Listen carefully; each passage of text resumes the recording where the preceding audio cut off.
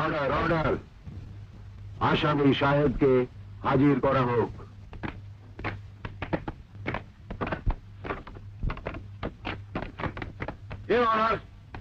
এটা একটা সহজ সরল মার্ডার কেস।